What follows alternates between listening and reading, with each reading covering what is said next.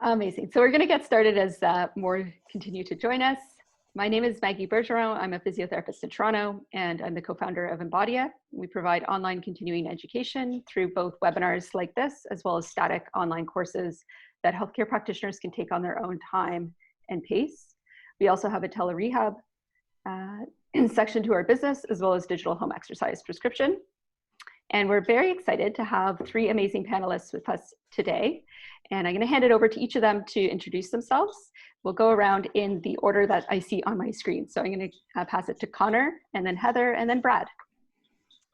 Yeah, thanks, Maggie. Thanks for having me. My name is Connor Massimo. I'm a physiotherapist from Peterborough, Ontario, and a clinic owner at Pulse Physiotherapy. And this is, I'm coming back. This is my second time doing an Embodia webinar, so I'm looking forward to it. Had fun the first time, so thanks for having me back. Absolutely. Heather.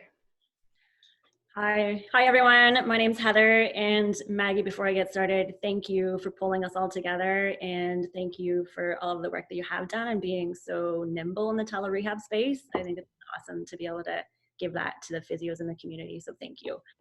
And then just share a little bit about myself. I'm super excited to be joining you all today, and I am a physiotherapist with, I'm going to date myself, almost over 20 years.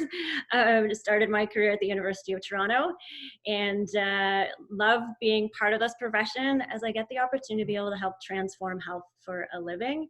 And whether that's working with individuals in the clinic or helping business owners now move from being that bricks and mortar to being in the tele-rehab space. I am an entrepreneur and have a renewed focus on Cloud Go Health, which is a company that I started in 2016 to solely provide interdisciplinary services online. So with physiotherapy, dietitian, and psychology services. So now a renewed focus there. I'm an avid learner and teacher, having done my doctorate in 2017, and a clinician. So now primarily being in the telehealth space, and in the past working in more of a hybrid model. So working with clients face-to-face and in the telehealth model. So super excited to be able to join you guys, everyone, in a conversation today. So thank you. Great, thanks Heather. And Brad. Hey everyone, thanks for having me today. So I'm a dual licensed therapist out of Toronto. We've been in the industry for about 12, 13 years now. In that, I've worked from solo practice to having a larger clinic base called Link Integrated Health and Link Performance Therapy, where we focus a lot on athlete-based rehab. A lot of my career right now has started to shift more into the healthcare consulting world. So I work with a lot of healthcare business owners, specifically physiotherapists, on marketing, scaling, and becoming authorities in their business so that they ultimately can have the practice where they're able to grow and have success and make the income and treat the right people that they're looking for. So thanks. Fantastic. Thanks. Thank you all for joining us. And just before we get into the conversation, we'd love to know who's joining us. So we're going to run two polls. The first is your profession. You can choose multiple because it's quite possible that you have multiple certifications or multiple professions. So there's 9 or 10 options here. And I'll leave this up for a moment so that you can choose which is your profession. And if you are the other category, I'm always curious to know what that is. So if you just want to type that into the chat, that would be fantastic if you fit into the other. Oh, RMT. Yes, thanks. Oh, a few RMTs. We didn't have many RMTs join on the last webinar, so I left it off. But okay, good to know that there's some RMTs joining. Thank you. All right, so yeah, 92% PT, 3% chiro, 1% OT, 3% osteo, 1% kin, 2% athletic therapist, students, a couple of students, and 6% other, which seems to be all RMT.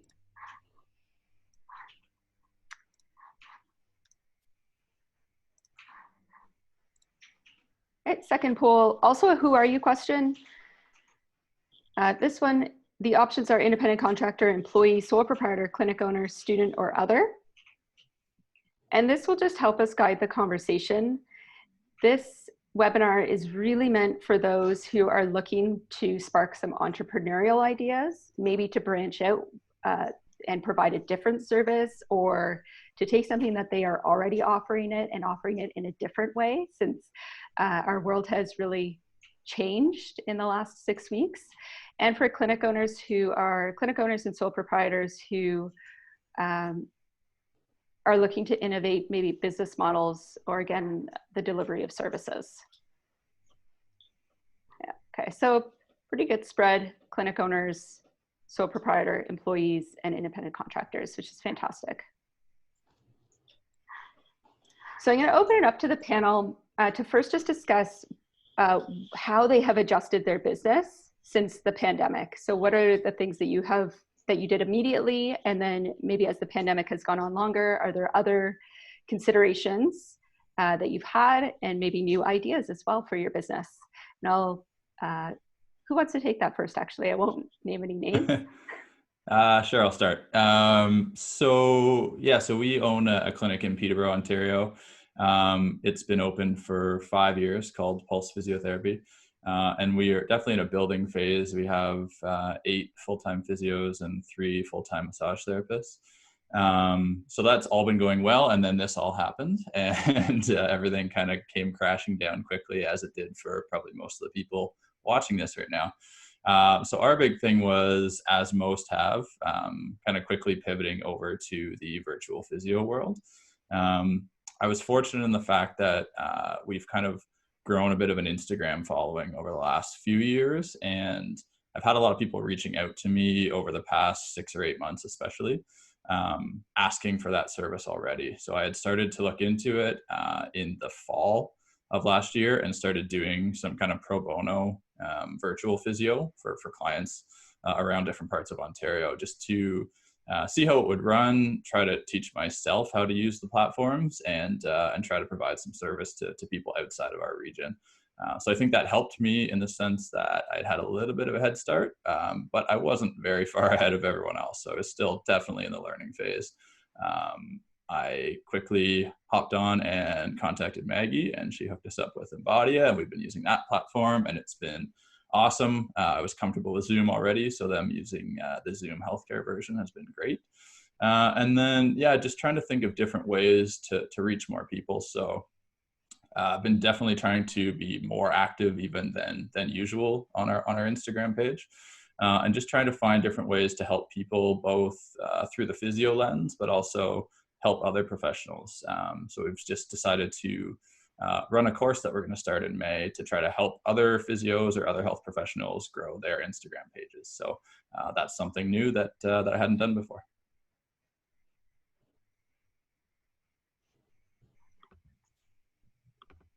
I can jump in and then share some more. So I have a slightly different perspective, having sort of started in this telehealth space in 2016. So I had a little bit of a head start and have explored some of the technology. And certainly what I found, and what at this point is real refocusing on that tele-rehab side of things, and really taking the opportunity to pause and consider what kind of systems to put in place to really provide an amazing client experience for clinicians who are working in that space, and also for clients as well. So, I think it's, there's been so much change that's happened, but now it's really, taking the time just to kind of pause, reset, reflect. Who do I really, serve, and who can I really connect with, and put those systems in place with that technology side. So it's been a bit of a, in the early days working on different technology, and then some of that technology fell off because there weren't a lot of physios adopting the use of that technology. We didn't have the funders on board at that point. So it's unfortunate, but I feel like we've been blessed with a gift at this point. We have funders on board, and we do now have other software providers being able to provide those services. So previously we had the awesome integration of like the platform and the online experience and all the intake. And because there wasn't a lot of that uptake from some of the physios, that got dropped off. But now that has been reintegrated. So I think it's been, kind of refocusing on some of the technology that's in place, and revisiting some of those systems that we've had, so it can be an easier process for connecting with people. I think the other thing that I found really, helpful in refocusing at this point is taking the time to really connect with the people that we've served. So I think the social media presence definitely is helping to reach more people. Definitely important to refocus, but also like picking up the phone and just checking in and see how people are doing. Providing some support and just providing some easy tools and just letting people know that we're available. I think that's been really valuable to take the time to connect. So I think, just sort of like in summary, revisiting that technology and putting those systems in place so it creates a really, a nice experience for yourself and the patient, and taking the time to connect and build those kind of refoster some of those relationships. Whereas if sometimes we just kind of focus on that clinical side, or here, do this, or when they're in clinic doing that quick hands-on, but now it's like really taking the time to get to know someone's story so we can really help them in a way that's meaningful for them. So it's been really nice to kind of dive back into this platform and to connect with other practitioners so people aren't having to tell their story over and over and over again.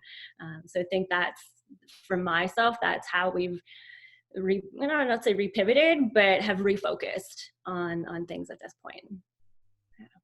So yeah, just trying to take that positive side and really connecting with those people we have coherence with, so we can help support them. And Brad, do you want to add on to that? For sure. So a big thing that we really did was when things started to go awry. I was actually in the U.S. at the time, and when things started to kind of not go as well, a big thing of what we really started to pivot was actually playing on the side of caution. So starting to set up systems in place so that we could accommodate if we needed to change, before the shutdown. So our overall goals and our business strategy started to change to say, okay, well, we're going to be less on like the growth stage right now, and we need to focus a lot on the retention, especially as we got shut down. What can we do in order to maintain the patient base that you have, and ultimately best prepare them so that way if there is a shutdown or anything else goes wrong, we're able to still communicate with those patients to know that, hey, we can help you in a slightly different way. We can just deliver our service more virtually. So starting to be a little more proactive and just with all the uncertainty, really focusing on the patients. And it's something that I really, really believe in. If you listen or follow any of my stuff, is always what I call over delivering with patients.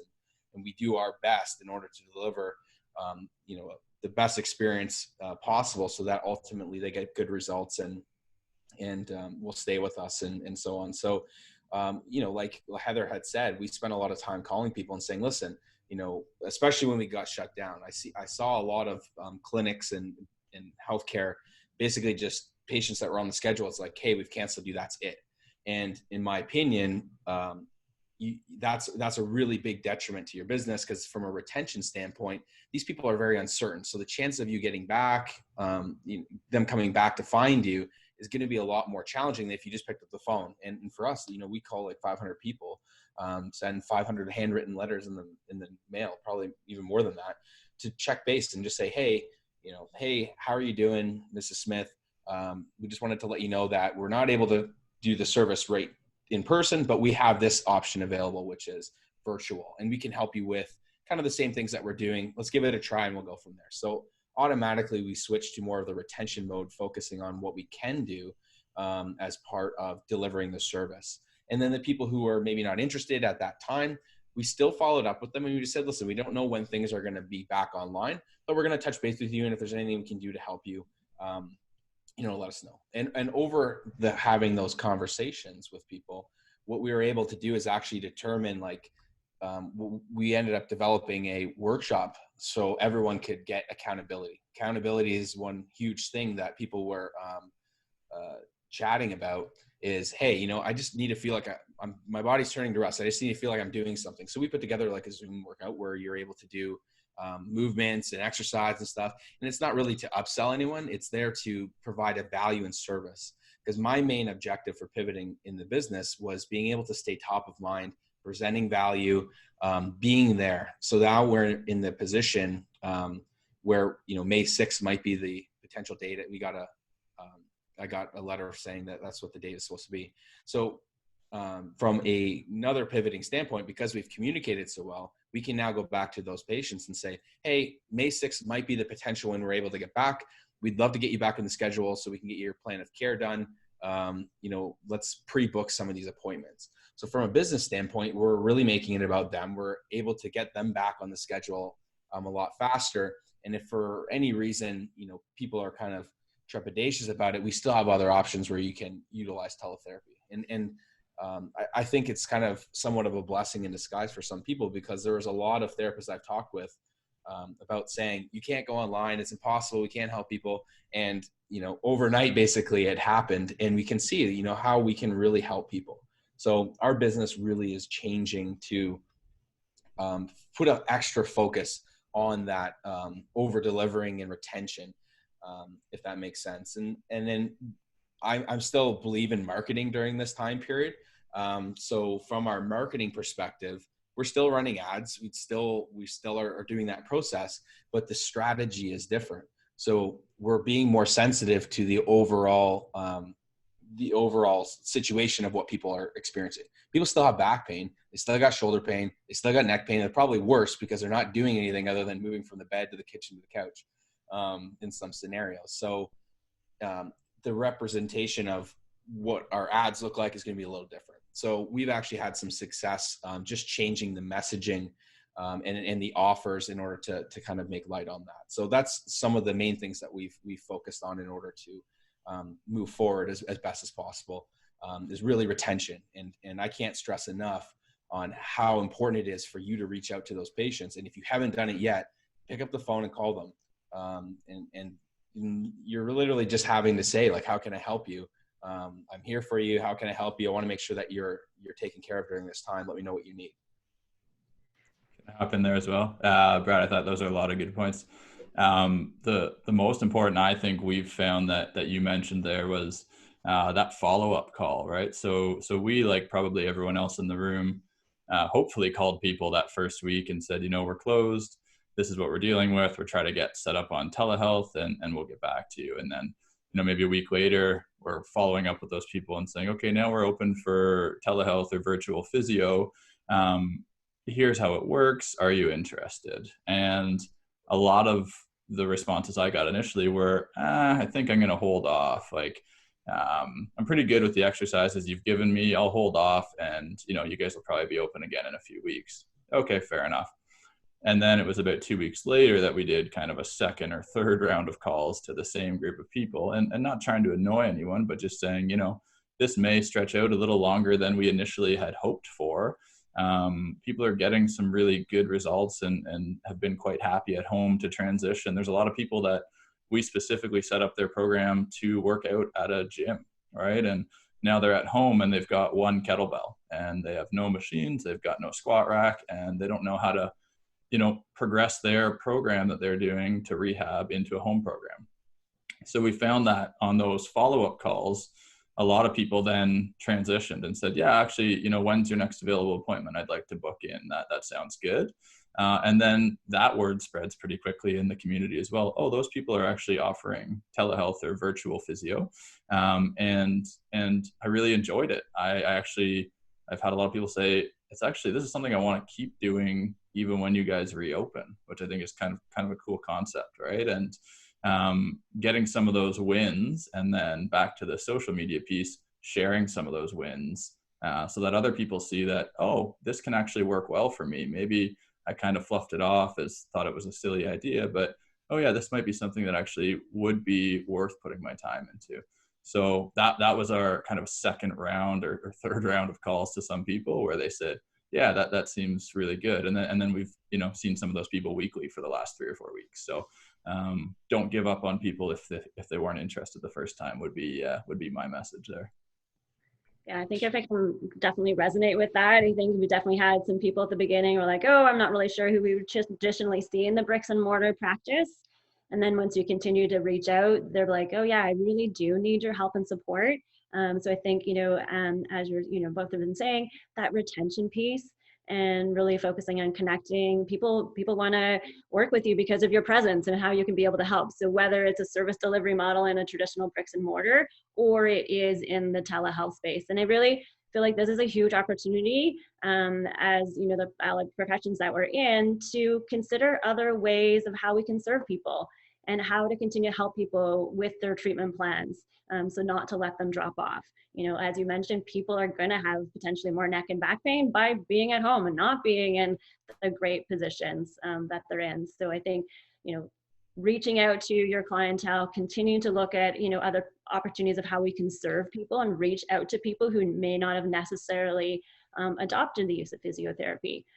You know, consider, as you've used the example, lots of online exercise programs. We've delivered a core stability class online. Perhaps there's opportunities of having group physiotherapy services, which you can do a lot, you know, do easily in an online space. So to help to create more accessibility to physiotherapy, so it's not just that one treatment at a time, which is not always accessible for people. Perhaps this is an opportunity for us to really look at other ways of how we can deliver our services and create greater access. So those group education sessions, those group consultation sessions, getting people online to do their home program at home with a group of people really helps to hold people capable, so that we continue to help people get better, so to get everyone, you know, get Canadians healthy. So when we come through this on the other side, people are healthy and we are stronger. And I think, as you highlighted in that social media, what are other opportunities that as business owners or as sole proprietors and practitioners, what other communities can we tap into to let people know that this service delivery model is available and it really works? And I think for me personally, I'll geek out on some of the research sometimes. So, you know, taking a look at that, if you're kind of a bit trepidatious about, oh, well, I've traditionally been a manual therapy trained therapist and a sports physiotherapist, I've relied on my hands. So, you know, is this really gonna work? But, you know, taking a look at some of that research that's coming out of the last couple of years really shows that we can actually sometimes have better results in this service delivery model by being able to empower people to really foster that self-efficacy. So I think being able to share that, you know, some of the case studies highlighting that, so other people like, oh yeah, so-and-so saw so-and-so and that really worked. And being able to guide people, you know, that research is definitely showing when we can land in that position of being more a guide and a coach, we can actually help people take responsibility for their health. And I think really step into that evidence-based practice. You know, let's take a look and reflect what, you know, if there's an opportunity, what are the tests that are really valid, so that we can truly help people and I think elevate our profession as a whole. So I see this as a real opportunity. It's unfortunate something like this is taking a crisis like this to help move this mode of service delivery forward, but I think it's a real opportunity. And then going forward to think, you know, is this something that I want to continue doing? Do I look at a hybrid model or do I just go back to what I was doing before? But I think it's a real opportunity to kind of pause, reflect, put those systems in place, and let's take a look at how we really provide care and practice and, you know, embrace what we talk about and being that evidence-based. And obviously, you know, certainly reaching out to your clients. What do they really want? What do they need? Do they just need to be heard? Do they need to have a conversation? I've definitely experienced, you know, getting that deeper connection with people and finding out, you know, things about people that I would not have learned about had I been seeing them in the clinic. So it's been really great to be able to sort of develop that deeper connection with people. So I think that's a huge opportunity that we have. So reach out to your clientele and go back and let them know that we're here, we're available, and we can truly help them in this new mode of service delivery. Yeah, fantastic. And I'm just going to hop in for a second because I want to touch on one point that Heather was just making, which is our manual therapy skills. This is a hot topic, right? And there's lots of, Heather, you're an FCAMP, is that right? I am, yes. Connor is too? Yes, yeah. Okay. So, so I just want to touch on this. There was a question posed here about, you know, using our manual therapy skills is important for therapeutic touch. And if we are no longer seen as manual therapists, then other professions may take over that as part of their primary branding. Not that necessarily physiotherapists have primary branding, but is there a risk, do you think, in no longer using our manual therapy skills, or is it really moving towards more of a hybrid model? I don't think it's a risk. I think it's a great opportunity to get away from relying on manual therapy so much, because I think, and this is something I've been trying to do, and we've really promoted in our clinic for the last at least 18 months, 2 years, really transitioning to using less and less manual therapy. And that doesn't mean that I use no manual therapy by any means, but it's a lot less than I used to, because I really do believe in what the research is telling us, that we don't want to build dependency on us with our population, right? And it's really challenging if someone comes to see you and you do this, amazing manual therapy technique, and they feel great, and then associate themselves feeling great with what you did to them, right? So it's transitioning our role as a fixer, in my mind, to kind of our role as a coach. And our role as a coach can be a lifelong role. So that doesn't mean that we lose people because we're not doing manual therapy anymore. I think that means we actually gain respect from a lot more people, right? I think it means, when they have this nagging issue and it's been around for a little too long and they've tried some of the stuff that we've worked on, they know that you're the coach in their corner that they're happy to come back to and give you their business. Versus in my mind, kind of the older school thought that I need to make people feel better each visit if I want them to come back and see me again, which I think can really breed that dependency on our services and really take away from some of the self-efficacy of people to improve their own health and get better on their own. So I definitely still do some manual therapy, but I think transitioning more to, if you want to call it a hybrid, or I would say, more so on the education and exercise model is what I've been on.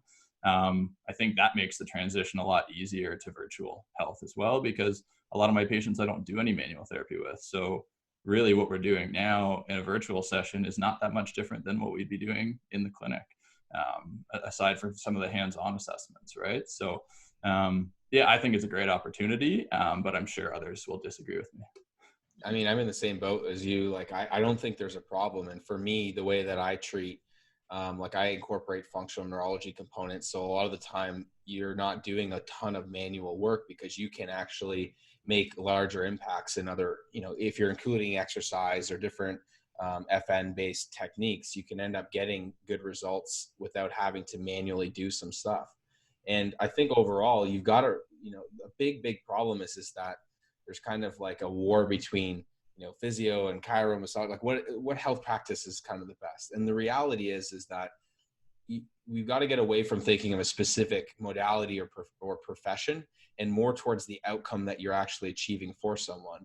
So you're starting to transition to more of what I agree with, like the coach aspect of, I'm here to help you implement better lifestyle components. And, if you've got someone and you can get them moving properly and exercising, and they rely less on you to have to do manual manipulations or adjustments or whatever it is, you're empowering them more. And I think, this is my opinion, is that the therapists who will, kind of the new age of therapists is going to be a lot about client or patient empowerment and getting them to take some accountability. And you were really there to guide them and help them get to that. That's my personal belief and what I build my business models off of. So I think that this is a really good opportunity to kind of accelerate that process in there. But ultimately, like I said, it's, we need to focus on the outcomes.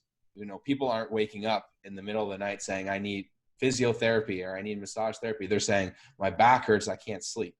And of the options that are available to them, they could go to a therapist. They can go get icy hot patches. They could do whatever. So the better that we can communicate about what we do and are more aligned with the service and the outcomes that we provide for people, the easier it is for those patients to actually understand what we do and get a better result and take accountability, because we're, representing and speaking on their level, so to speak, which is really important in your marketing. So a lot of the times, big kind of just a tip, but like I see a lot of people advertising telehealth, and most people don't even know what physio or massage or chiro is to begin with. They don't know what telehealth is. Telehealth is a tool or delivery service. So, you got to focus on advertising or talking about the outcome, the problem, the outcomes they have, and how we can bridge that gap for them. And then it becomes less about, is it in person? Is it a modality? Is it a online? Is it an exercise? What is it?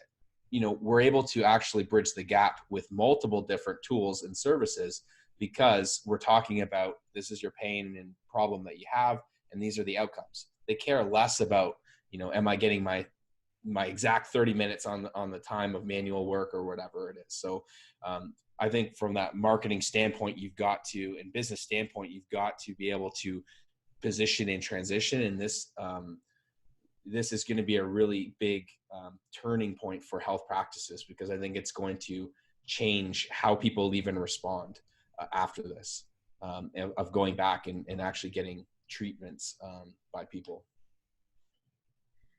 If I can, chime in on that as well. I think really good points. I think it's a huge opportunity for us as healthcare practitioners to help empower people. And then, as you highlighted, to really focus on what is the pain point, you know, what's the problem that someone's coming in to see you about, and how we can help support them. So it's not just the manual therapy or McKenzie approaches or electrotherapy or exercise or coaching or pain education, but it's really, you know, finding out what that pain point is for that person and what is going to give them the best outcome, and how can we coach and guide them. And if I can speak from the manual therapy perspective, having been traditionally trained as a manual therapist, it has been a shift. But I think personally, I adopted this model in 2016 because I found I came to a point where I was helping people, but I was being seen as the fixer. So come in and I'll fix you, and then the person would run off and they'd be good to go. They'd do their ultra marathon or their Ironman, and then they'd come back with the same thing. So I was like, wow, what can I, and then I really made me reflect on what can I do differently, or how can I provide a different service delivery model so I can help empower people so that they can be held capable and to really get better versus just feeling better. And then, on the manual therapy side, I think for the manual therapy trained, therapists, it gives us a great opportunity to enhance our assessment skills. So it's still a valid training set and tool to use. And, if we're finding there's a lack of movement or there's, then we can actually help teach people how to self-mobilize so they can restore some of that movement. So I think there's still that opportunity to weave in that manual therapy training. I don't think we discount it in this model, but how we use it is certainly different. So I think this is a huge opportunity for us as practitioners to really, step in to help people, empower people, and to consider bringing in other tools from our toolbox that have been really, highlighted and validated in the literature. So yeah, as a manual therapist, it's been a bit of a shift for sure. But I think it's a huge opportunity. And then we can still really, go back on all that training that we have and pull that forward into the sessions that we have with people. So we can be seen as more of that coach or the guide, and to really help people get better versus, sometimes physio helped me, but it didn't really get me to that next step. And sometimes that last 10% of getting people better can be a bit of a challenge. So when we've got this model, we can actually kind of connect in between those in-person sessions to hold people capable and help to keep them on track with their personal goals. So I think, it's a huge opportunity, and I don't think we should discount manual therapy. We can just, look at using it differently. It allows you to create leverage. And that's the way I see it too. It allows you to create leverage in your practice. So like you can now start to create an ascension model. So our type of business is really built off of like therapy and integrating therapy with movement. So, if you're able to deliver these services remotely, you now have a greater ability to reach more people, get better results, actually grow your business and create a stronger connection and community with the other people. So using technology is huge. I'll never go away from using manual therapy. Unless I turn into a robot or something, but, I believe in it, but over the years, I've really focused on incorporating other things to get less is more, so to speak. Yeah. And just quickly, I just saw the comments. Enzo is a great physio in Peterborough, which is where I'm working as well. And he said, manual therapy training is not only about the hands-on care, but should have developed our clinical reasoning and problem solving, which I absolutely agree with. And that's why I still recommend that our newer hires and newer physios go through that training, because I think it's so valuable. for so many other reasons than just the hands-on component. And one other piece I thought that when Brad brought up, what's the difference between all these professions? And I really think, so how often as physios, I'm a physio, but there's a few other physios in the room, how often as physios do we get the question, what's the difference between chiro and physio? And in my mind, there shouldn't be a difference, right? It should be the same thing. If we're both practicing with evidence-based medicine in mind, and we're both reading the same groups of research articles, and we both have the capabilities to use some modalities, whether it be acupuncture, manual therapy, whatever it may be, as well as exercise and education, it should look fairly similar to see a chiropractor or to see a physio if both practitioners are practicing at the top of their license. And that's always been my opinion. And I think we're seeing a shift in that direction. But again, I think a lot of people would disagree with me on that one as well. I think you might get some disagreements on that one, but it's an interesting point of view. Does Brad or Heather, do you want to comment on it? I agree the same thing. It's kind of what I said. It's like, at the end of the day, it doesn't matter what you are. Like, I have 2 different licenses, and I still use what tools based on research and evidence are going to get the best result. And depending what that is, I'm going to be making sure that it's outcome based. And I think people get married to like having a specific designation, and that's where this discrepancy comes. And people will say, well, I can only trust my doctor because he said this, or so on. So at the end of the day, it's like we're here to be able to help people get better. And the more we can disassociate from specific modalities or techniques that we used, or all that type of stuff, that I think creates a lot of ego in the industry and takes away from the actual result from the client care, because someone believes a certain thing is kind of shut their mind down. Growth mindset kind of thing that we've talked about before. The better that you are. So it's like, everyone should really be focusing on the outcomes, and how they get there might be slightly different. But at the end of the day, that's what we need to be communicating to our patients and prospects and in our business. And if I can just, chime on that, I think definitely focusing on the outcomes. And I think what tools, whether it's this tool or that tool that we use to get there, but focusing on where does the patient really want to go and what is going to best support them at the time. I still think there are some distinctions with physiotherapy and the other professions when we look at things from all the different systems.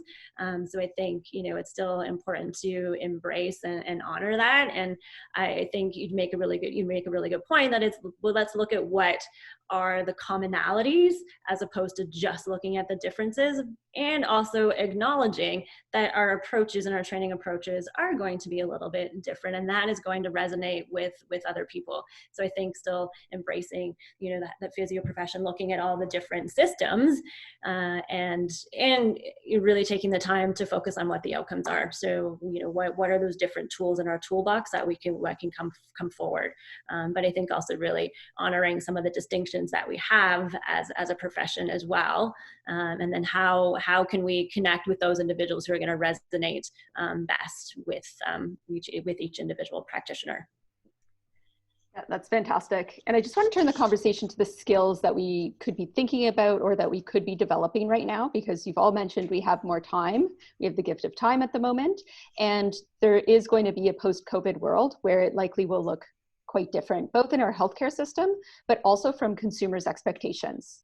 Connor, I think you said that you've actually had patients say that they actually really enjoyed telerehab or virtual visits, and they might continue afterwards. So what do we need to do now to prepare ourselves for when we go back to a new normal? What are the skills that you've been working on, and maybe some of the resources that you've used? Yeah, I think, that's right. I've had probably this week, 4 or 5 people that I can think of off the top of my head say, I'm probably going to stick with this if you're still offering it when you reopen the clinic.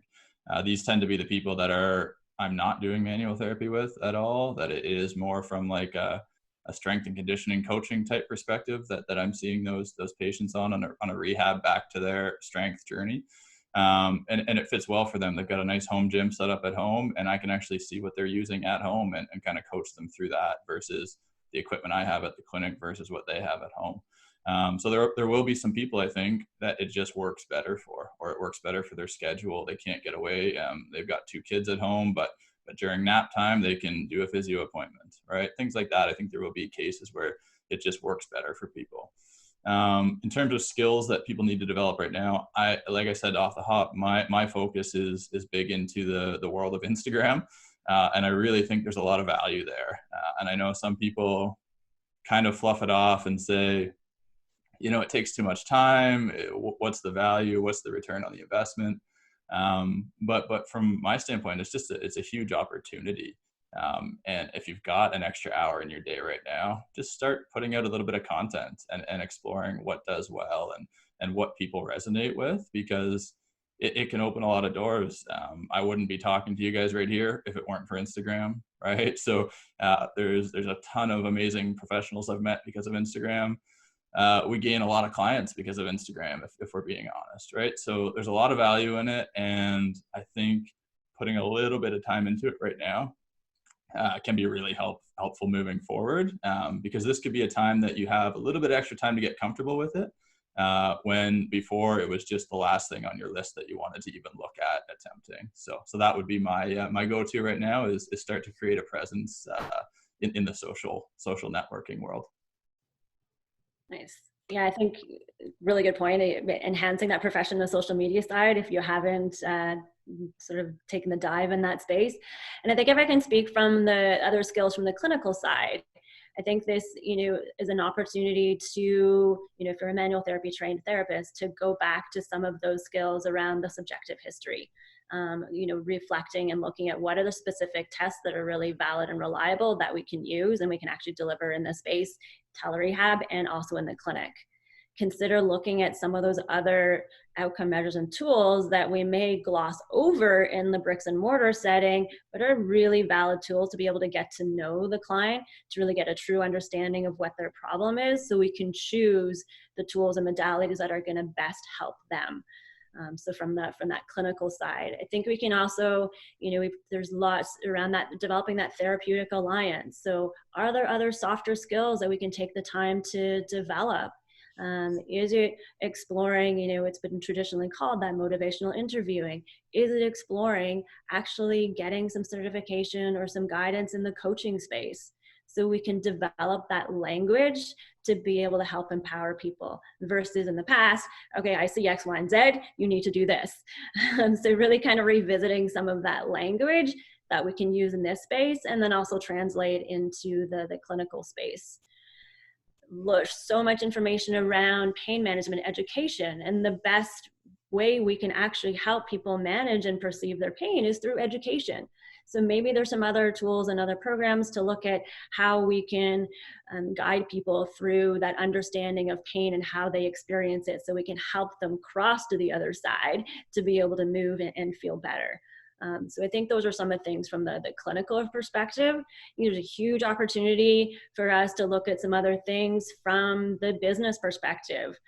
So in, as you've mentioned, the online space, looking at social media, how do we get more familiar with those tools so we can actually share more of what we do as a profession and how effective we can be as a profession to deliver care in this space, so we can be better advocates, so we can be heard. You often hear that physiotherapy is that, really highly educated silent profession, but really how can we step into that and be more visible? So getting familiar with those tools. And I think as most people, or not most, but a lot of, physios in this point have taken the dive into the technology side. So, continuing to hone those skills around how to be able to navigate that technology, so it's a really good experience for you as the clinician and a really positive experience for the patient as well. So I think, those are some of the areas and skills, and maybe take a time to pause. And I would also, suggest, it's been a lot of frenetic, like go, go, go, go, go. And I think we still need to be in that mindset of growth, but also sustainability. So taking the time to pause and reflect, and, where are you at as a practitioner? Who do you really want to work with and resonate with? So then you can focus that, so your message can be heard and you can have a more powerful effect. So I think, those are kind of some things from the clinical side, the business side, and perhaps some of the other softer skill side that I think we can really take the time to hone in on, which for me personally have been like, yeah, I want to get to do that. And I want to really learn about that, but there's this and this and this, that's kind of, taking up the space. And so now it's like, okay, wake up. This is a huge opportunity to explore that. So I think we can really, come out as a stronger profession and really have a stronger impact with the people that we work with. Yeah, I think everyone, everyone, Connor and Heather give like really good points. And the thing that I've really been focused on, because I'm working a lot on the business building and consulting world, is from the practitioner standpoint of having that growth mindset and focusing on the things that you can control and forgetting about the stuff that you can't control. So I really talk about being strategic as opposed to reactive. And there's a lot of people that, as soon as we're closed for a week, they're panicking about money and their business and what's going to happen and whatnot. And the reality is that you can't run a business when you're fearful and you're being reactive. And it's going to be also very difficult for you to be able to make proper decisions and get really good results for patients if you're in that mindset. So this time is actually a really good ability to take a look at your business and say, where are you now? Where do you want to be? And a lot of what I've been working with in my business, as well as like the people that I work with, is really looking at building out these systems and strategies so that they can ultimately change the structure of their business moving forward and be stronger. So if anything, knock on wood, hopefully nothing like this kind of ever happens again, but there's going to be some major economical issues and stuff going forward. But if we focus and spend our time and have that growth mindset on focusing on being strategic, implementing the right systems into our business that are going to allow us to leverage our time and being able to work with patients, getting them better results and so on. When we end up going back to work and we're kind of kickstarting and growing our business again, we've now got stuff in place that's going to allow us to get better results and focus our time and our energy. So that way we're not, being distracted, worrying about, hey, do I need to post on social media? Am I getting any leads from this? Do I have a system in place to even rebook these people? Are they completing full plans of care? There's a lot of like really critical questions that we can spend this time and reevaluate our business and say, are our clients completing full plans of care? Are we getting any referrals from them? What is our overall, what I call omnipresence, or what is our how are we known in the community? Do we have joint ventures set up with other businesses that have similar patients that we could share and ultimately leverage and get a better result from in a community of these people and getting results? So overall, really looking at your business from the 30,000 foot view and saying, maybe it's not where you want it to be now, but where do you want it to be and what steps need to be in place in order to get there? And then slowly working on getting these things into your business. So that way, when you are able to get back, you now have more direction. And a really big skill set that I think is going to be really important tied in with that, Heather kind of touched on it, is the practitioner's ability to communicate and resonate on the level with the prospect or patient. And a lot of times, me being in, all of us are like that, being educated and saying, A, B, C, and D equals F, or talking to someone about, well, your glute med isn't working and, your hips counter-nutated. No one knows what any of that stuff means. So our ability to be able to interpret that information and explain to a patient or prospect what exactly that means and how we can best help them. Then what happens is you change the conversation about technical kind of talk and, okay, well, I need manual therapy, to being able to deliver service in any other different capacity. So it allows you to have a deeper connection with the patient and getting them to understand and be more invested in their treatment. So a lot of the time, it took me a lot of years. I thought the more courses and the continuing ed I did, the more science that I knew, the better. And what I was finding was it didn't necessarily translate to better results, more completed plans of care, better business and referrals and all that type of stuff. And when I started to realize a little bit about, motivational interviewing, direct response marketing, what's the other stuff? stuff Tony Robbins used, I can't remember off the top of my head. Those types of conversational, of understanding people and connecting the end result with what the person's looking for, it really started to transform my business. And all of a sudden I was able to get clients and patients who traditionally didn't do the homework. Now they're doing the homework because they're more invested in that relationship. So I really think now is a time, to really focus. And I understand that people are stressed out and whatnot, but you should be focusing on it. Maybe not spend 24 hours a day trying to learn all of these new social media algorithms and so on. But, take a look at your business and just say, where is the biggest, leak, so to speak? And what can I do in order to fix that problem? So if you look and say, most of my patients, they don't complete a full plan of care, which if you look at statistics is very, very high. If they're not completing their full plan of care, then chances are they're not getting as good a result as possible. And they might start attributing, well, physiotherapy doesn't work. And it contributes to the overall industry of, well, I tried this, it doesn't work. So if you're able to kind of plug those gaps, communicate better, bridge the gap, you're able to get those patients a lot better results. You're going to have a significant increase in your business and not necessarily have to worry about trying to get new patients coming in all the time or whatever it might be.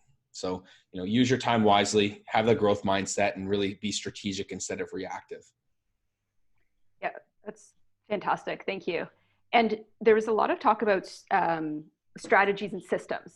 So could we just quickly go around and maybe share a system that you currently use? It could be social media, email marketing, but there's a few questions specifically asking, when you say system, do you mean like an EMR or what does that mean in your business? And what are you using it for?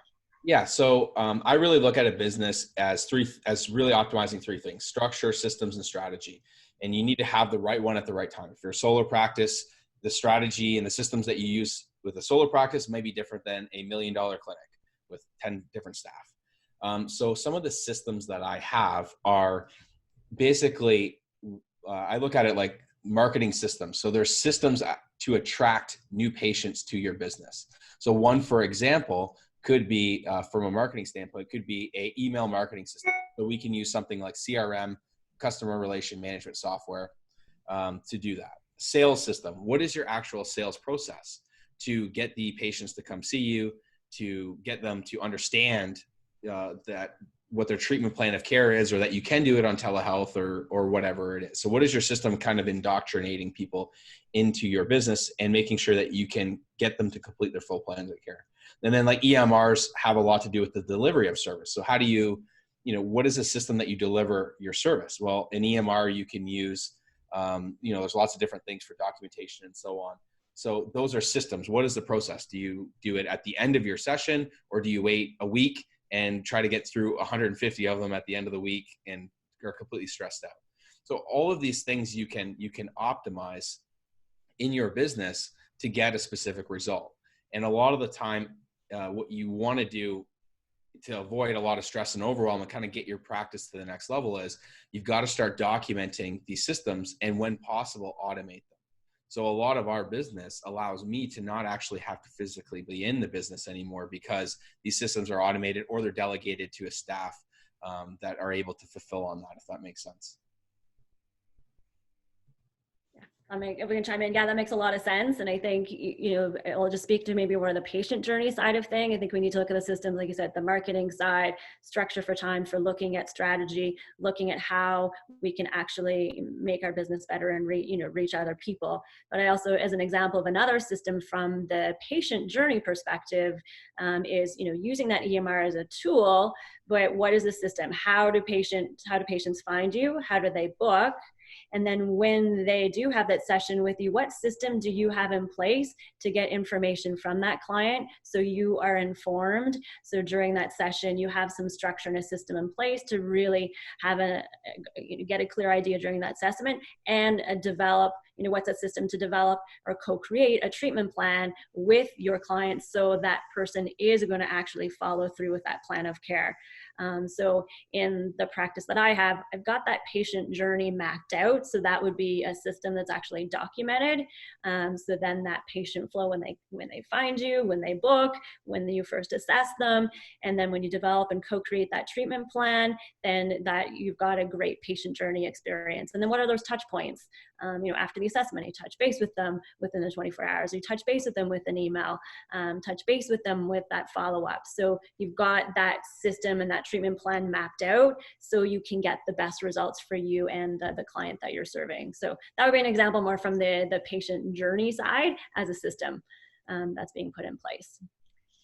Connor, I'm going to ask if you don't mind sharing a little bit about your system for Instagram. Somebody asked for specifics about like, what do you find works on Instagram and how do you manage growing such a big audience? Because you do have an impressive audience on Instagram. Thanks. Yeah.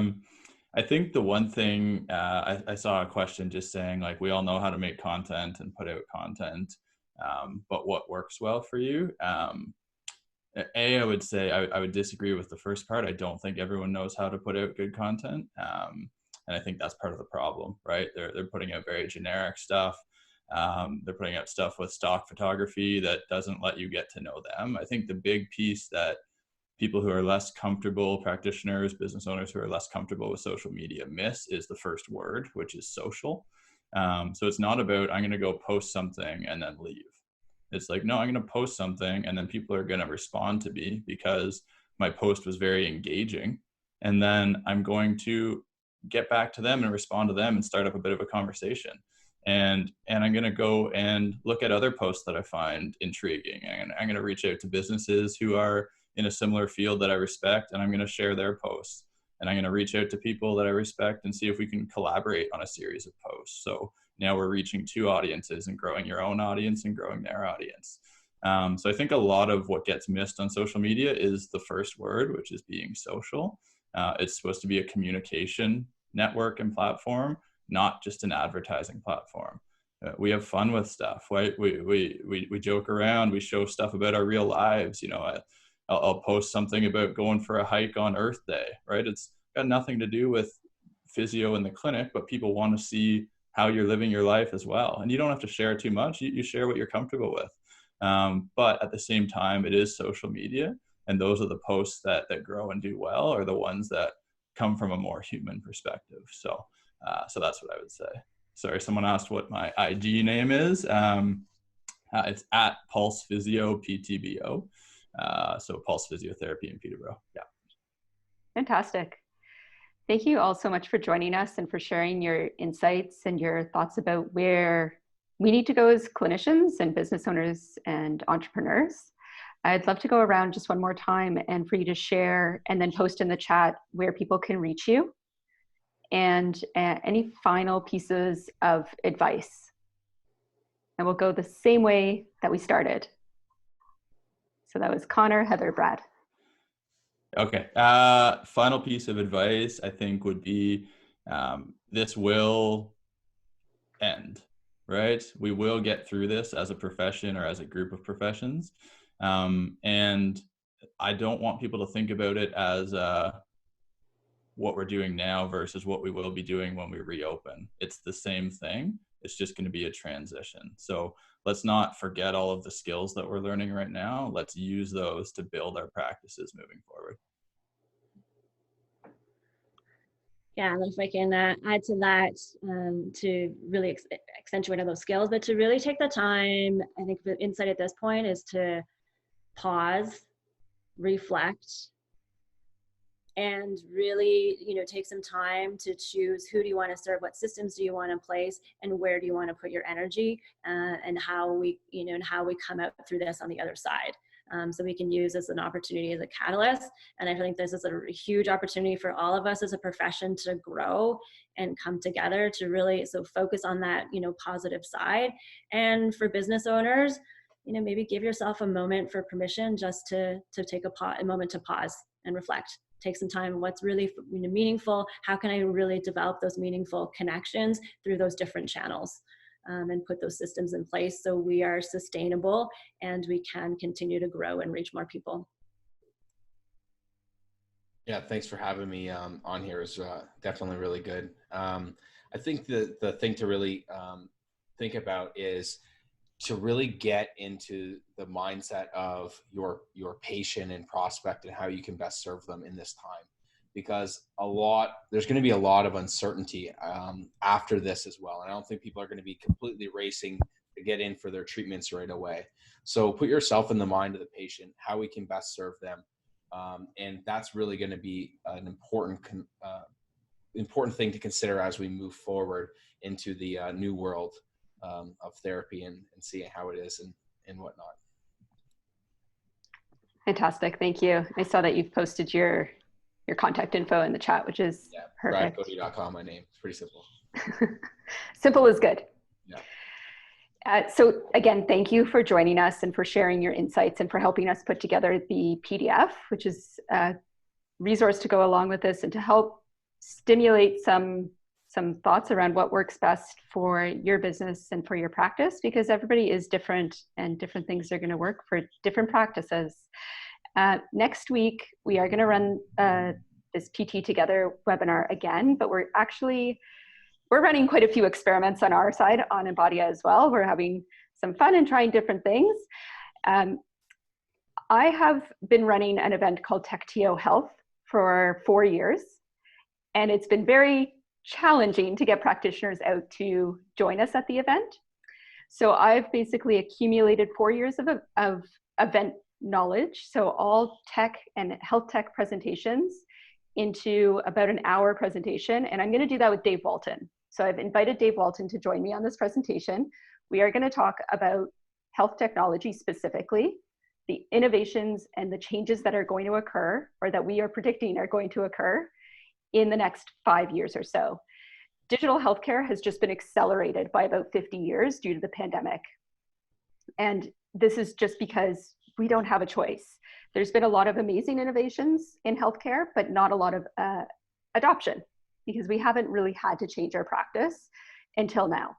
And so there's going to be a lot of rapid changes, a lot that will apply to physiotherapy, but we're going to speak about physio as well as broader healthcare and the innovations and changes that we're seeing there.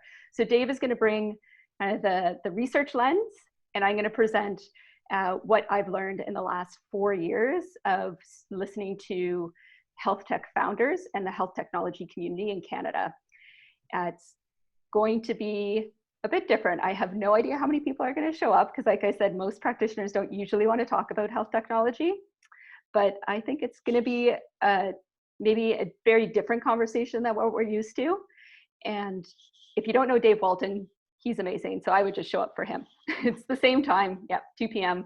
It's going to be 2 hours actually. So we're making it a bit longer because Dave and I are going to actually do a presentation, and then we'll take times for questions. So again, thank you so much for showing up to this webinar. This one was also a little bit different than normal in that we were talking specifically about business strategy, mindset, and skills.